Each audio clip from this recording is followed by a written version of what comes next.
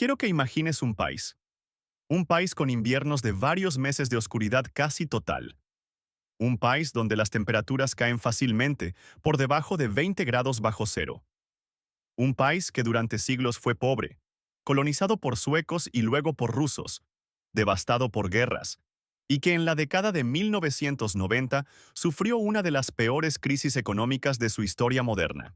Muy ahora quiero que imagines que ese mismo país lleva 7 años consecutivos siendo clasificado como el país más feliz del mundo. No el más rico, no el más poderoso, el más feliz. Y la diferencia con el segundo lugar no es pequeña. Finlandia no gana por un punto, gana por un margen que hace que el resto del ranking parezca estar jugando en otra categoría. Algo está pasando ahí que vale la pena entender. Porque si la felicidad fuera solo cuestión de clima cálido, playas y dinero fácil, y Finlandia no debería existir en este ranking. Y sin embargo, encabeza la lista año tras año. Hoy voy a mostrarte exactamente por qué. Y te adelanto algo. La respuesta no es lo que la mayoría de la gente espera. En los próximos 30 minutos, voy a desmontarte 5 explicaciones superficiales que la gente da sobre la felicidad finlandesa y mostrarte qué hay detrás de cada una de ellas. Voy a hablar de su entorno natural, de su cultura, de su historia económica, no, de su sistema de bienestar social y de algo que aparece una y otra vez en todos los datos sobre Finlandia y que resulta ser el ingrediente más importante de todos. No te estoy prometiendo una fórmula mágica para ser feliz. Te estoy prometiendo un análisis honesto de cómo un país construyó, durante más de 150 años, las condiciones estructurales que hacen que la felicidad sea posible para la mayoría de su población. Y eso, como verás, le es mucho más interesante que cualquier fórmula rápida. La primera explicación que casi todo el mundo descarta de inmediato es el clima. Y tiene sentido descartarla, porque el argumento parece absurdo. Finlandia es fría, oscura durante meses, plagada de mosquitos en verano y con inviernos que en el norte del país significan semanas sin ver el sol. ¿Cómo puede eso contribuir a la felicidad? Y sin embargo, cuando miras la lista de los 10 países más felices del mundo, casi todos son fríos. Los países nórdicos dominan el ranking de forma consistente. El país más cálido que aparece en los primeros puestos es Australia, y está en el 11º lugar. Algo hay ahí, aunque no sea el frío en sí mismo. La hipótesis más sólida no tiene que ver con la temperatura, sino con la relación que esas sociedades tienen con el entorno natural. Y en Finlandia esa relación es profunda y está integrada en el diseño de sus ciudades de una forma que pocas sociedades han logrado. 2/3 del territorio finlandés son bosque. Pero eso podría ser un dato irrelevante si la mayoría de la población viviera en ciudades desconectadas de ese entorno. El 85% de los finlandeses vive en áreas urbanas. Y sin embargo, las ciudades finlandesas destinan entre el 30 y el 40% de su superficie a lo que llaman espacio verde. Parques, reservas naturales, costas accesibles, corredores forestales dentro del tejido urbano. Helsinki tiene 52 reservas naturales dentro de sus límites. Tampere tiene sus costas verdes. Jyväskylä tiene un anillo verde que rodea la ciudad. Cuando los ciudadanos finlandeses son consultados sobre sus prioridades urbanas, el transporte aparece primero, como en casi cualquier ciudad del mundo. Pero el segundo lugar, de forma consistente, es la proximidad a la naturaleza. Esto no es una coincidencia cultural vaga. Hay evidencia creciente de que el acceso regular a entornos naturales reduce los niveles de cortisol, mejora la calidad del sueño, reduce los síntomas de ansiedad y mejora el estado de ánimo general. No es misticismo, es fisiología, y Finlandia ha integrado ese principio en la arquitectura de sus ciudades de una forma que la mayoría de los países ni siquiera considera. Además, las ciudades finlandesas son de las menos densas de Europa. Ninguna supera el 1.000.000 de habitantes. Eso significa que el acceso a espacios abiertos, silencio y naturaleza no es un privilegio de unos pocos, sino una realidad cotidiana para la mayoría. El frío, entonces, no hace feliz a nadie por sí solo. Pero la cultura que se construye en torno a la convivencia con un entorno natural riguroso, que valora el silencio, el espacio y el contacto con el bosque como necesidades reales, y no como lujos, si parece marcar una diferencia. Si tuviera que elegir una sola palabra que aparece repetidamente en cualquier análisis serio sobre la felicidad finlandesa, esa palabra sería confianza. Finlandia es un país extraordinariamente homogéneo. Más del 90% de su población es étnica y culturalmente finlandesa. El 60% es luterano. Hay una minoría sami en el norte. Y la sociedad tiene poca diversidad étnica comparada con otras naciones europeas y prácticamente ninguna comparada con países como Estados Unidos o Canadá. Eso por sí solo no explica la confianza. Hay sociedades homogéneas que son profundamente desconfiadas. Lo que distingue a Finlandia es que sobre esa base cultural común construyó, durante siglos de adversidad compartida, una red de confianza interpersonal e institucional que hoy es uno de sus activos más valiosos y menos visibles. Y hecha, la confianza interpersonal en Finlandia es extraordinaria. Si dejas tu bolso en una cafetería mientras vas al baño, probablemente sigue ahí cuando vuelves. Si pierdes tu billetera en la calle, hay una probabilidad real de que alguien la devuelva con el dinero adentro. Estos no son cuentos románticos. Son comportamientos documentados en estudios de campo sobre confianza social en diferentes países. La cultura laboral refleja eso también. Las organizaciones finlandesas tienden a ser planas, ni con poca jerarquía y mucha autonomía individual. La semana laboral promedio es de 35 horas. Las reuniones empiezan a tiempo, porque llegar tarde se percibe como una falta de respeto al tiempo del otro, una ruptura del contrato social implícito. Y la confianza no es solo interpersonal, es institucional. Los finlandeses confían en sus tribunales, en su policía, en su sistema educativo, en sus medios de comunicación y en su gobierno de una forma que parece extravagante desde la perspectiva de muchos otros países. Y esa confianza no es ingenua. Está respaldada por décadas de instituciones que generalmente cumplen lo que prometen. Hay una hipótesis histórica interesante sobre el origen de esta cultura de confianza. Finlandia estuvo bajo dominio sueco durante 6 siglos y bajo dominio ruso durante más de 100 años. En ese contexto de gobierno externo, las comunidades locales tuvieron que desarrollar redes de apoyo mutuo para sobrevivir. No podías depender completamente de un estado que no era tuyo.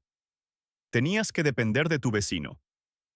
Y esa dependencia mutua, repetida durante generaciones, generó hábitos culturales de reciprocidad y confianza que persisten hasta hoy.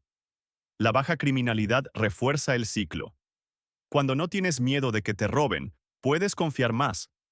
Cuando confías más, las instituciones funcionan mejor. Cuando las instituciones funcionan mejor, la criminalidad se mantiene baja. Es un círculo virtuoso que es muy fácil de romper y muy difícil de construir desde cero. Lo que estamos viendo no es suerte geográfica ni genética. Es el resultado de decisiones colectivas que se tomaron durante generaciones. Si este tipo de análisis te resulta valioso y quieres seguir desarrollando tu capacidad de leer el mundo con esta profundidad, accede a los enlaces en la descripción. Los cursos y recursos que encontrarás ahí están diseñados exactamente para eso. Hay un error común cuando se habla de países felices y ricos: asumir que siempre fueron ricos. Finlandia no siempre fue rica. Durante la mayor parte de su historia, fue un lugar pobre, periferio y sin recursos especialmente valiosos. Los recursos naturales de Finlandia son, básicamente, dos: agua y madera. No tiene petróleo. No tiene minerales especialmente valiosos en grandes cantidades. Y no tiene tierra agrícola fértil en abundancia porque su clima limita severamente lo que puede cultivarse. Durante siglos, la madera fue su única exportación relevante. La industrialización llegó tarde y por una razón práctica. La demanda rusa de madera en el siglo XIX justificaba la construcción de aserraderos. Eso fue el primer impulso industrial real.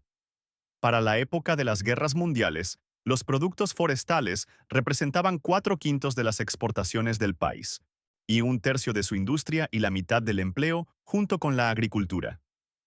Finlandia era, en términos económicos, un país de un solo recurso: La Guerra de Invierno de 1939, cuando la Unión Soviética invadió Finlandia, le costó al país casi 70.000 muertos y el 10% de su territorio. Además de las vidas y la tierra, Finlandia tuvo que pagar reparaciones de guerra al mismo país que la había atacado. Eso no es un punto de partida favorable para el desarrollo económico. Durante la Guerra Fría, Finlandia adoptó una posición de neutralidad cuidadosa. No se unió a la OTAN. No entró al Plan Marshall de Reconstrucción Europea. Mantuvo comercio tanto con Occidente como con la Unión Soviética, vendiendo madera a ambos lados y comprando energía a los soviéticos. Con el dinero que generaba ese equilibrio, invirtió en manufactura, máquinas, barcos, elevadores, equipos para la industria papelera. Y paralelamente, adoptó el modelo de bienestar nórdico, educación universal, salud pública, prestaciones por desempleo, licencias de maternidad generosas. No porque fuera rica y pudiera permitírselo, sino porque decidió construir ese sistema mientras todavía era relativamente pobre, como una inversión en capital humano a largo plazo. Luego llegó 1991. El colapso de la Unión Soviética, su principal socio comercial, fue un golpe devastador. El comercio con los soviéticos desapareció prácticamente de la noche a la mañana. La moneda colapsó. Los bancos, y que ya estaban endeudados, quebraron. Finlandia entró en la peor recesión de su historia moderna, con tasas de desempleo que superaron el 20%. La recuperación vino en los años 2000 y vino impulsada por algo que el país había estado construyendo en silencio durante décadas: capital humano. Una población altamente educada, instituciones estables, cultura de innovación. De ahí salieron Nokia, Linux, el primer navegador de Internet funcional, el sistema SMS, que es básicamente el texto moderno, Angry Birds, Clash of Clans. Todo creado por un país de 5 millones de personas. La lección que Finlandia ofrece no es que hubo un momento mágico en que todo cambió, es que 150 años de instituciones relativamente estables, inversión sostenida en educación e innovación, y una cultura de confianza que hizo posible la cooperación a largo plazo, ya produjeron un país que hoy puede sostenerse económicamente y reinvertir en el bienestar de sus ciudadanos. Finlandia tiene una de las cargas fiscales más altas del mundo. El impuesto sobre la renta personal puede llegar al 57%. El impuesto sobre las ventas está cerca del 25%. Si escuchas esos números desde la perspectiva de muchos países, la reacción inmediata es: eso es una confiscación. Pero hay que entender que se compra con ese dinero.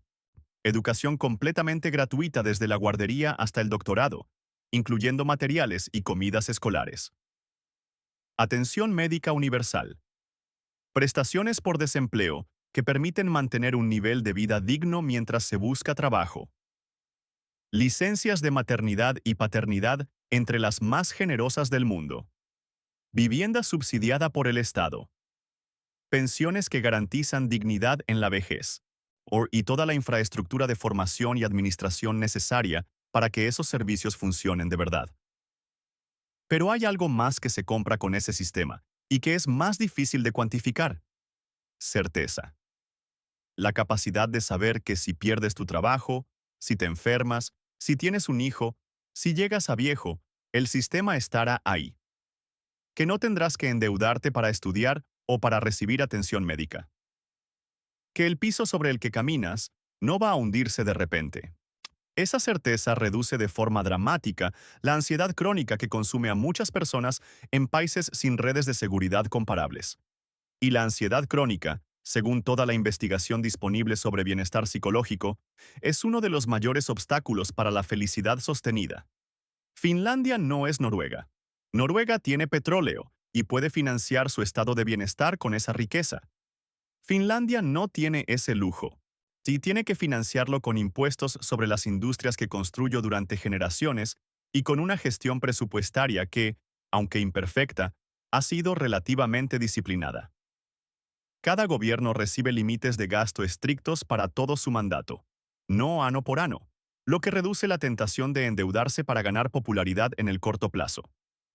El resultado histórico ha sido superávits presupuestarios de entre el 2 y el 3% en la mayoría de los periodos, y con déficit en momentos de crisis como los 90 y el 2008, pero con capacidad de recuperación posterior. El desafío actual es real.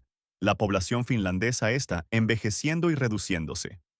Para 2100, se proyecta que el país tendrá cerca de 5 millones de habitantes, menos que hoy, menos trabajadores activos pagando impuestos para sostener a más pensionistas. Esa es una presión matemática sobre el modelo que el país tendrá que resolver. Pero es un problema que tienen muchos países europeos, y Finlandia al menos lo enfrenta con instituciones sólidas y una cultura de confianza que hace posible tomar decisiones difíciles. Llevamos más de 20 minutos y creo que ya puedes ver que esto no es una historia sobre un país con suerte. Es una historia sobre cómo se construyen las condiciones para el bienestar colectivo a lo largo de generaciones. Si quieres seguir desarrollando esta forma de leer el mundo, accede a los enlaces en la descripción. Los recursos que encontrarás ahí complementan exactamente este tipo de análisis. Sería deshonesto terminar este análisis sin hablar de los problemas reales que Finlandia enfrenta. Porque el Informe Mundial de la Felicidad mide promedios, y los promedios ocultan realidades individuales que merecen ser nombradas. Primero, la crisis de vivienda. Ni los precios de la vivienda en las ciudades finlandesas han subido a un ritmo que amenaza la accesibilidad para las generaciones jóvenes. Finlandia no es inmune a la dinámica que afecta a prácticamente todas las economías desarrolladas. La vivienda se ha convertido en un activo financiero antes que en un derecho básico, y eso genera exclusión. Segundo, la situación con Rusia. La invasión de Ucrania en 2022 cambió la ecuación geopolítica de Finlandia de forma dramática. Durante décadas, Rusia fue su principal proveedor de energía. Cuando ese suministro se cortó, los precios de la electricidad subieron casi un 50% en un solo año. Finlandia ha tenido que reactivar centrales de carbón para cubrir la demanda, mientras busca fuentes alternativas. Se unió a la OTAN en 2023, algo que habría sido impensable una generación antes. Si la frontera de 1.300 kilómetros con Rusia ya no es solo una realidad geográfica, es una fuente de tensión permanente. Tercero, la salud mental. Finlandia tiene una tasa de enfermedades mentales un 20% superior a la media europea. El consumo de alcohol y drogas es un 66% más alto que el promedio de sus vecinos continentales. El aislamiento social, especialmente entre clases bajas y jóvenes, es un problema documentado. Una cultura que valora la reserva y la autosuficiencia puede también dificultar pedir ayuda cuando se necesita. La felicidad promedio no significa que todos estén bien. Cuarto, la dependencia industrial. Nokia fue durante años el símbolo del éxito tecnológico finlandés. Cuando Apple redefinió el mercado de los teléfonos inteligentes, Nokia colapsó. La industria papelera, otro pilar histórico, ha perdido relevancia global. Finlandia ha diversificado su economía, pero la velocidad del cambio tecnológico sigue siendo un desafío real para cualquier economía que no sea lo suficientemente grande para absorber esos golpes con facilidad. Estos problemas no invalidan lo que Finlandia ha construido, pero sí confirman algo importante. No existe un modelo perfecto. Lo que Finlandia ofrece no es una utopía sin fricciones, sino un conjunto de instituciones, hábitos culturales y decisiones colectivas que han logrado, en promedio y a lo largo del tiempo, crear las condiciones para que la mayoría de sus ciudadanos vivan con más seguridad, más confianza y menos